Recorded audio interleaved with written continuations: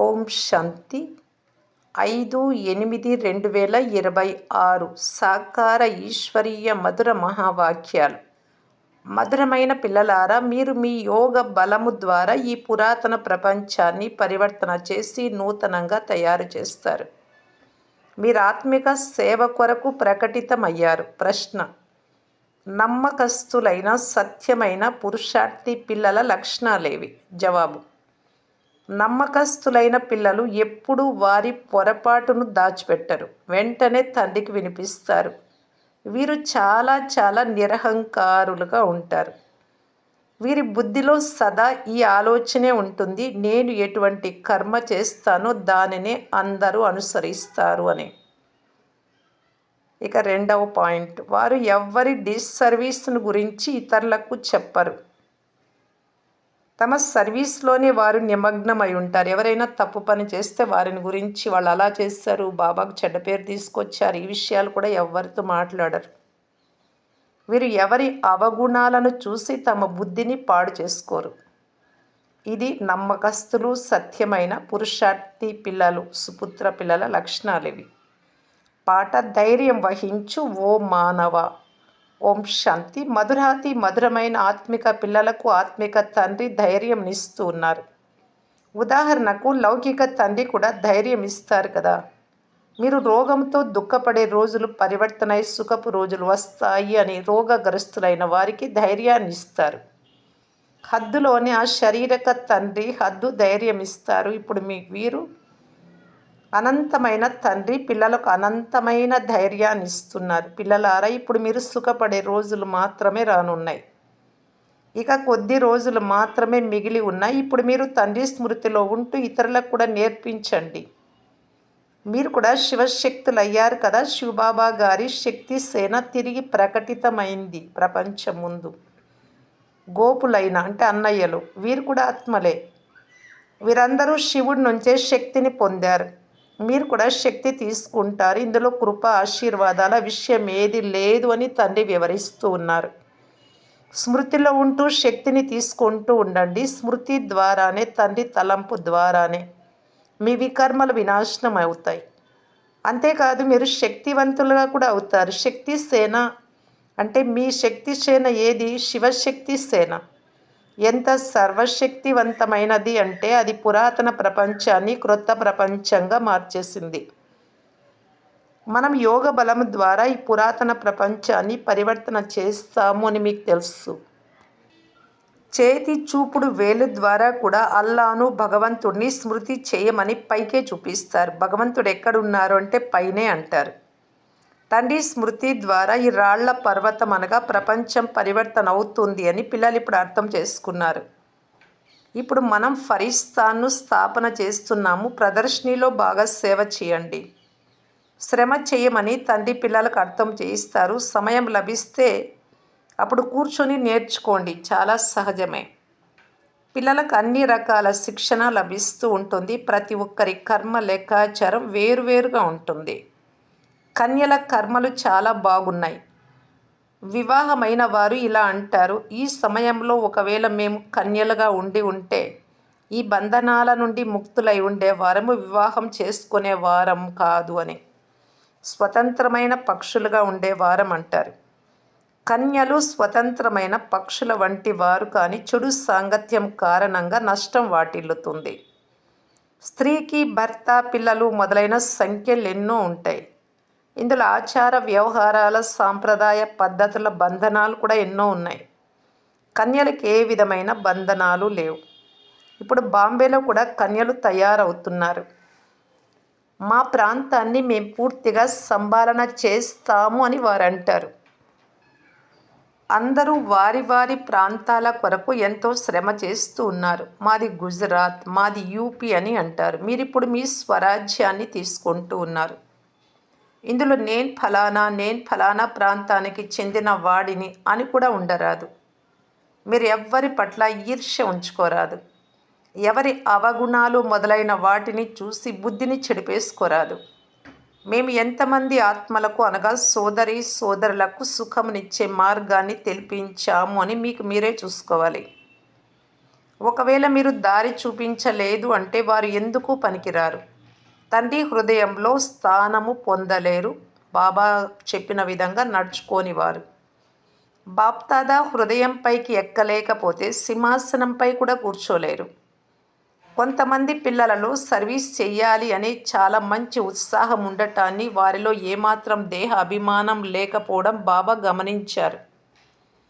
మరికొందరిలో చాలా అహంకారం ఉంది. వారు తమపై కాక బాబాపై కృప చూపిస్తున్నామని భావిస్తారు.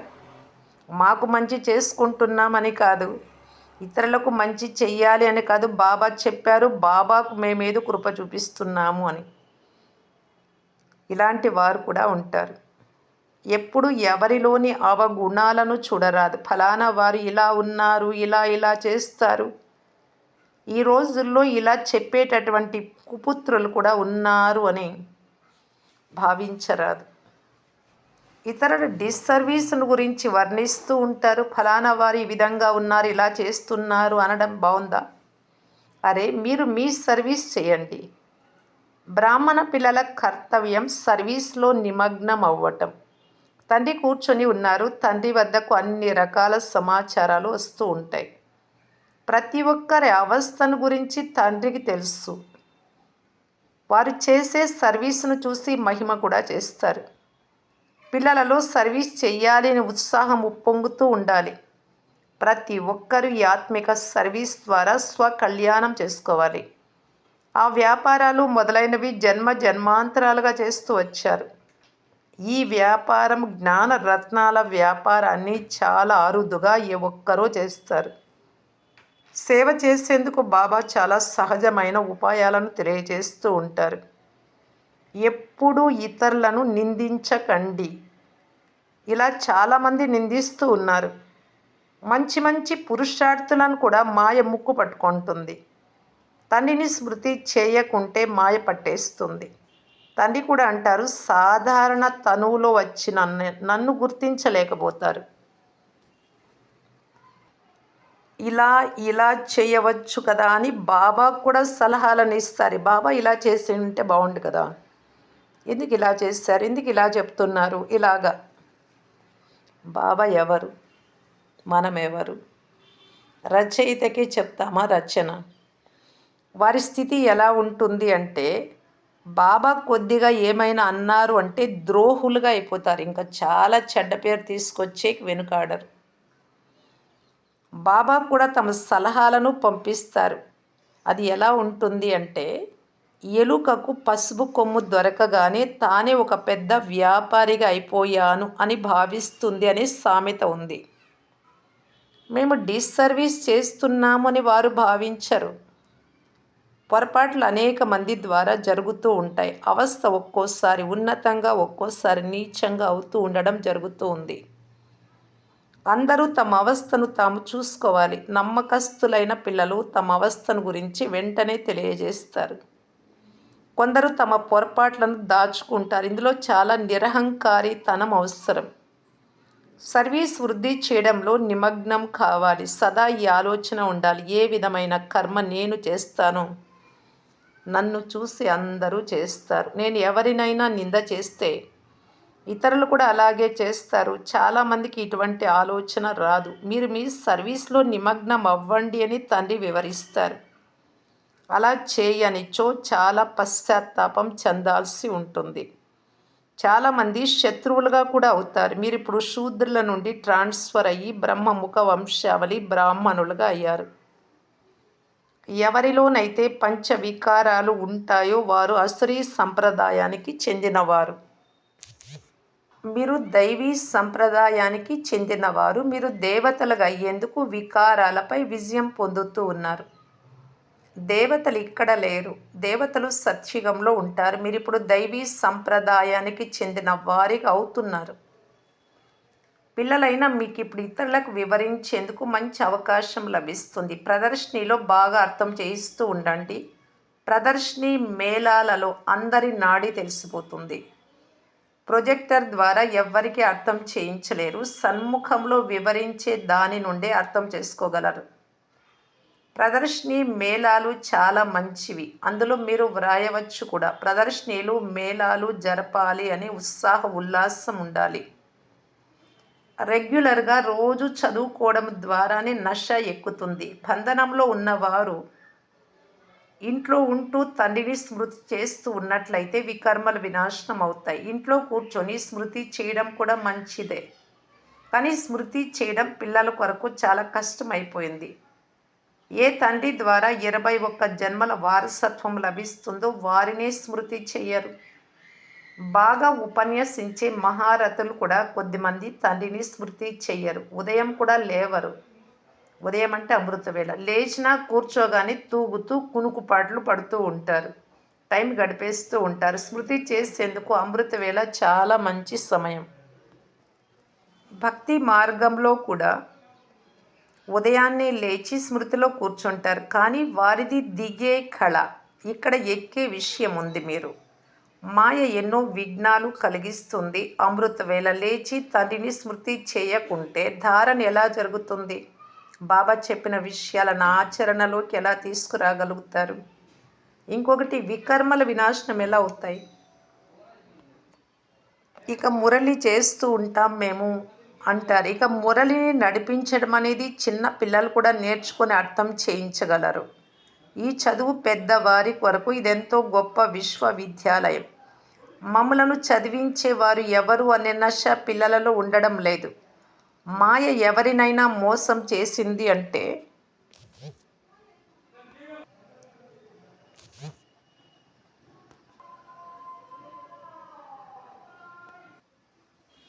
అలాగని ఇంతకు ముందు అస్సలు మనుష్య సృష్టి లేనే లేదు అని కాదు. మనుష్య సృష్టిని రచిస్తారు అనగా ముళ్ళను పుష్పాలుగా తయారు చేస్తారు. బ్రహ్మ ద్వారా సృష్టిని రచించినట్లయితే పైన కూర్చొని సృష్టిని రచించరు. బ్రహ్మ ఇక్కడే ఉంటారు. ఎంతో స్పష్టంగా అర్థం చేయించడం జరుగుతుంది.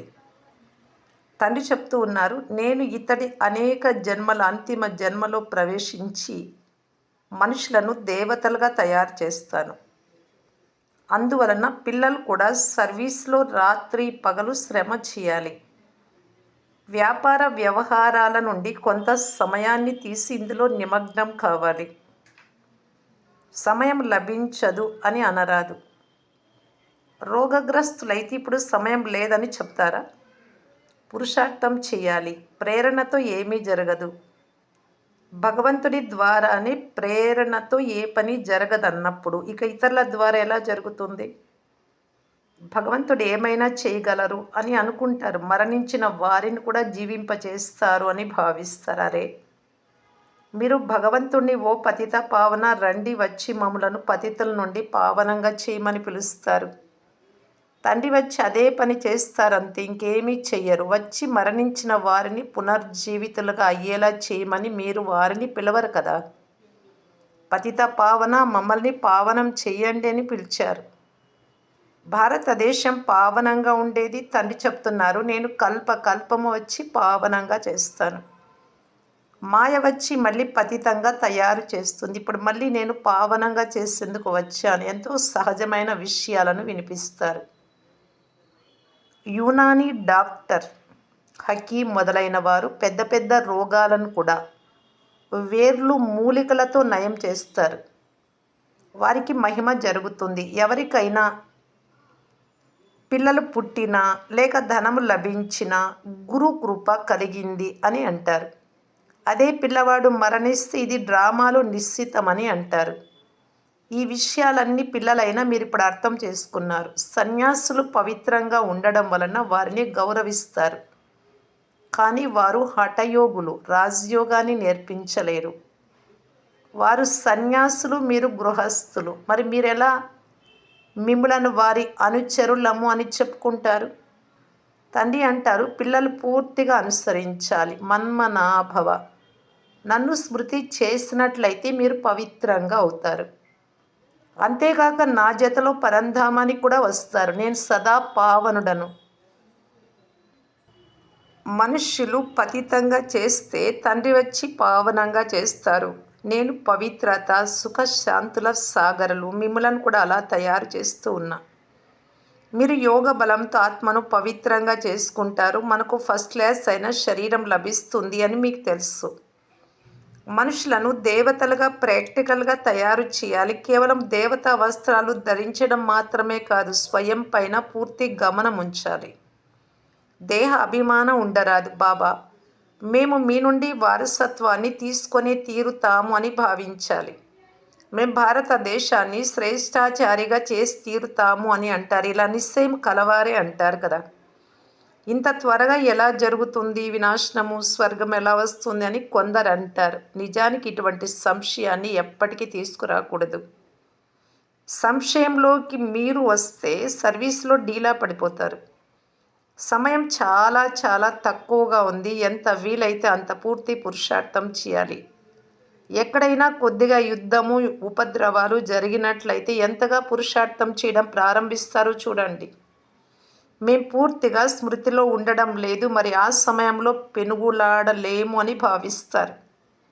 ఆ సమయంలో చాలా ఆపదలు మొదలైన వస్తాయి. అందుకే తండ్రి చెప్తున్నారు, ఎంత వీలైతే అంత వేగంగా పురుషార్థం చేయండి. ఇది ఆత్మల పరుగు పందెం. తండ్రి ఎంతో బాగా అర్థం చేయిస్తారు. లక్ష్యం వరకు వెళ్ళి, అనగా తండ్రి ఇంటికి వెళ్ళి మళ్ళీ క్రొత్త ప్రపంచంలోకి తిరిగి రావాలి. ఇది చాలా సూక్ష్మమైన పరుగు పందెం. తండ్రి చెప్తున్నారు, నన్ను తాకి, అనగా మూలవతనంలోకి వచ్చి మళ్ళీ క్రిందికి స్వర్గంలోకి రావాలి. యోగయుక్తంగా ఉండేవారే మొట్టమొదట వస్తారు. ముక్తిధామంలోకి వెళ్ళాలి అని కోరుకుంటారు. అందువలన తండ్రి చెప్తున్నారు, నన్ను స్మృతి చేసినట్లయితే చేరుకోగలరు.